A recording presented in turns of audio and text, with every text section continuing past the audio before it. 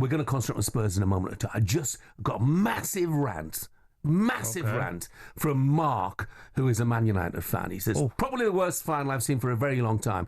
I genuinely think United have missed their one and only chance to recruit anyone semi-decent over the summer as a Champions League club. They now have an incredibly average team, a manager that has no confidence in his average team and no clue how to adapt his style of play. They have majority owners who've got no interest in the club other than what they can extract out of it, a crumbling stadium, disillusioned staff having seen a huge swathe of P45s handed out to their previously underpaid blue-collar colleagues, whilst at the same time handing out ludicrously large salaries to players who aren't fit to lace the boots of United greats in the past. Whoever's in charge of player recruitment over the past number of years has a huge responsibility for the current situation. Many good managers have tried and failed because of the raw material available to them. Silk Person, Sow's Ear springs to mind. There's very obviously a huge internal culture issue at the club, as many good players have gone to United and become average, whereas certain other clubs manage to recruit so-called average players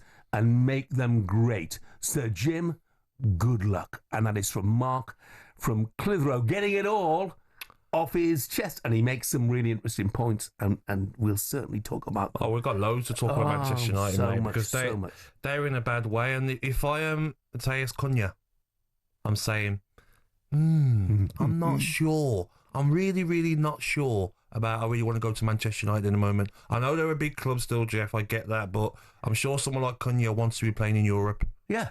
Do you know what I mean? He might want to be playing for a Champions League side like Tottenham. Or Europa League side, or someone who's playing in Europe. Not a team that could be fighting relegation next season, after what they've showed this season. Anyway, look, a lot of Spurs fans have been critical of Ange during the course of the season. As that win enough to change their views? Apparently it is. Spurs fans up another country will say the same thing I'm about to say now. Postecoglou needs to get out now. Fan base in general, they've wanted Ange to go. Personally, I'm still an Ange out man, to be honest with you. I want to put it simple. I am Ange out. I just don't think he's good enough. I think he's got to go. Is it too late now to say sorry? It's glory, glory, Tottenham Hotspur.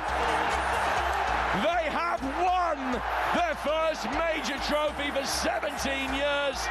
The Europa League is theirs. He has really dug deep, and he's managed to get us through to his final, and somehow he's managed to get us winning along with that team. You've got to give him his props, man. He's got a big set of you-know-what. You know what I mean? To stand up to all the pressure and the British press of all. Big Ange deserves an apology. He deserves my apology.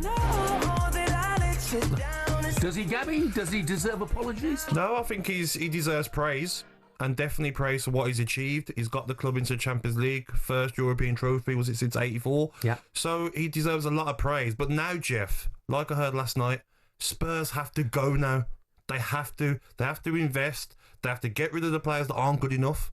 They have to go through it now. Can they go next year like Newcastle, Crystal Palace, winning trophies? Can they go again next season and win another trophy, an FA Cup, a Carabao Cup? Can these players get used to winning trophies? Can they go out and get a Champions League squad assembled for next season and have a good go? Why not? Mm-hmm. You're in it now. Yeah. This season's forgotten. If you need to change the manager, bring in a different manager who's going to get you the right players and you're going to trust with the funds. But Spurs need to stay on top now. You've won the Europa League. You're in the Champions League. Why not go and have a good go? Let's get the view of another Spurs fan, shall we? It's a very good morning to Spurs content creator, Ricky Sachs. Morning, Ricky. Good morning, Ricky. Good morning, chaps. How are we? Yeah. Look at that grin. We're good, but not as good as you. How's the head?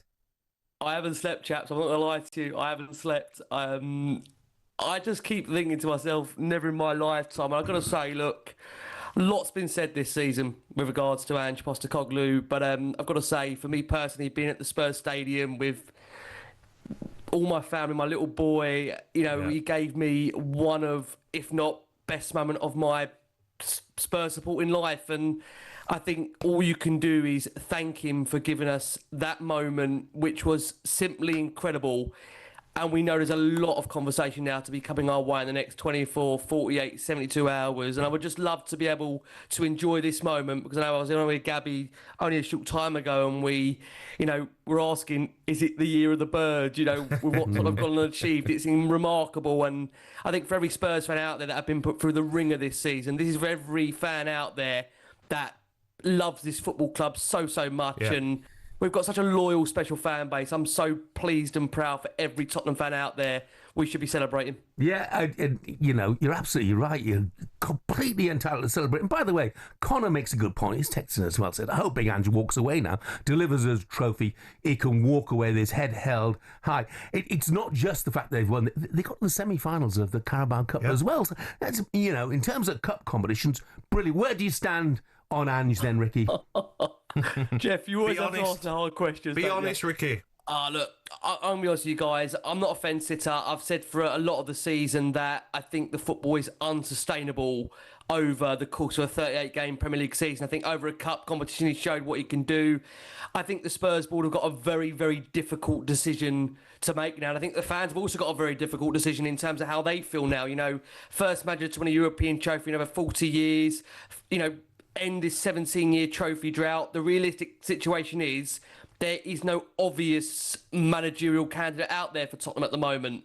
So my gut feeling is Tottenham are going to probably stick with Ange Postecoglou. I think he will be the head coach of Spurs next season. I just fail to believe we're going to have this trophy parade on Friday. Yeah. He's going to be heralded through all of Everton, Tottenham, London. It's going to be incredible. I fail to see. Daniel Levy has done many strange things during his time at Tottenham. Would he really sack the man who has just brought to an end a 17-year trophy drought, a 41-year wait for a European trophy? I think regardless how I might feel about the manager or how many might feel about the manager, I fail to see how he won't be the Spurs head coach next season. Ricky, what frustrates me this season watching Spurs, because I loved it when he first come in, and I said it on here, Spurs was the only team in the Premier League at that time that I would have paid money to go and watch. It was entertaining. It was Udogie was on the right midfield. Porro was left midfield. It was chaos, but I enjoyed watching it. But what he needed to do was adapt. Certain games you're playing against teams where you can't do that. And last night, and other games in this Europa League, he has done that. He's changed it. Richarlison tracking back. Johnson tracking back. Free in midfield. Making it difficult. No Kulusevski and Maddison sort of suited Spurs yesterday. They could play more defensively. So you can adapt. You can bring Danso on and make it 5 at the back at time when you need to. Do that through the season when you're playing different teams. That'll be the key, Gabby. That is the realistic thing about next season. If he does get next season, can he show himself to be adaptable, flexible, like he has done in the latter stage of the European competition? Because I think the reality is if Tottenham played the way they did play in the latter stage of the European competition, Spurs would be up there fighting, you feel, for at least top 4. And I think, again, we have to be fair as well. We had a decimation of injuries, not once but twice during his tenure here. The reality is I think he needs a lot, in my opinion, better players, despite us going on to win the Europa League, if his football is to be sustainable over a 38-game season. But look, I think there's a lot of debates to be coming. My message to Tottenham fans out there is that we've got a parade on Friday. Let's just enjoy these next few days. We've had so much turmoil throughout the season, so much division when it comes to, from the top in terms of the board, through to the players, through to the manager. This is now an opportunity just for a couple of days. Let's park it to one side. Let's go and enjoy what is going to be an amazing time for a Tottenham fan. And I've got to be honest, guys, I love you both very much and talkSPORT, and I'm lucky enough to be invited into a lot of these media outlets. What is going to happen in these next few days? Tottenham won a trophy. What's we going to talk about? What I'm going to do, Ricky, is I'm going to leave London at exactly 10 a.m. and not come back for a few weeks. Ricky, go and get a couple of hours sleep. Get yourself ready for that parade, mate. Thank you, boys. Appreciate it. Mate.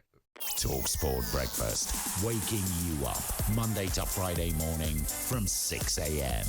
on AM, on DAB, via the talkSPORT app and on your smart speaker. talkSPORT.